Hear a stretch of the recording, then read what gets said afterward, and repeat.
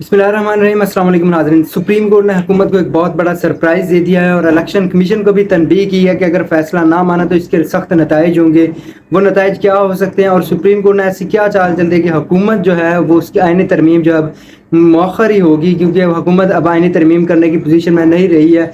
ये क्या वजह है? और जो आज़ाद डिक्लेयर किए हुए थे, और पीटीआई के लिए एक बहुत बड़ी खबर है जो ये जो सुप्रीम कोर्ट का एक शॉर्ट ऑर्डर है उसमें, वो क्या है, ये सारे डिटेल के साथ हम आपके साथ डिस्कस करते हैं। सबसे पहले नाज़रीन, जो सुप्रीम कोर्ट ने फैसला दिया था मखसूस नज़ीरों के मतलब, उसमें जो है उन्होंने कहा था कि जो जिन्होंने पार्टी एफिडेविट दिए हैं वो पीटीआई के हैं, जो बाकी जिन्होंने नहीं दिए थे उनको आज़ाद डिक्लेयर कर दिया था और उनको जो 15 दिन का टाइम था कि उसके अंदर वो एफिडेविट दे।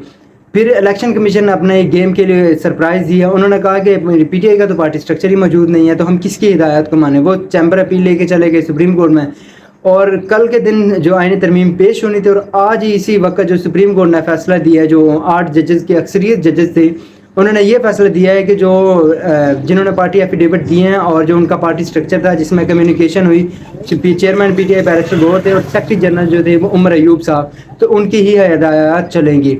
और इतलात के मुताबिक जो 41 एमएनए जो रह गए थे पीटीआई के, जिनको जो डिक्लेयर नहीं किया गया था किसी भी पार्टी से, तो हुकूमत की कोशिश थी कि उनको मिलाकर जो है वो आईनी तरमीम कर लें। और जो कल इतलात भी यही थी कि 2-4 एक साइड पे हो गए थे और वो हुकूमत को वोट देने थे।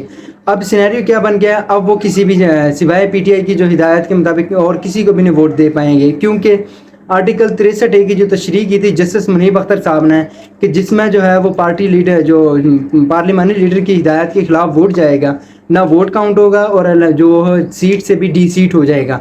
तो अब इस वजह से वो बाउंड हो गए हैं। हुकूमत को चाहिए 224 का नंबर आईनी तरमीम के लिए कौमी असम्बली में, और जो है सेनेट में भी 2/3 अक्सरियत चाहिए।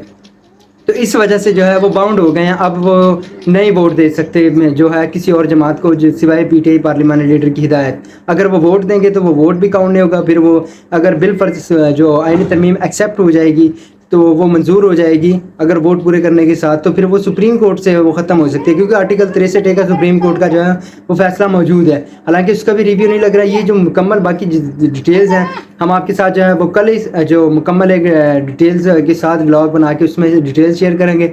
अभी जितनी अपडेट आई है हमने आपके साथ शेयर की है, क्योंकि सुप्रीम कोर्ट की अक्सरियत 8 जजेस का जो फैसला है उससे जो है हुकूमत के लिए मज़ीद मुश्किलात हो गई हैं। तो अभी के लिए इतना ही, हमें इजाज़त दीजिएगा। अल्लाह हाफ़िज़।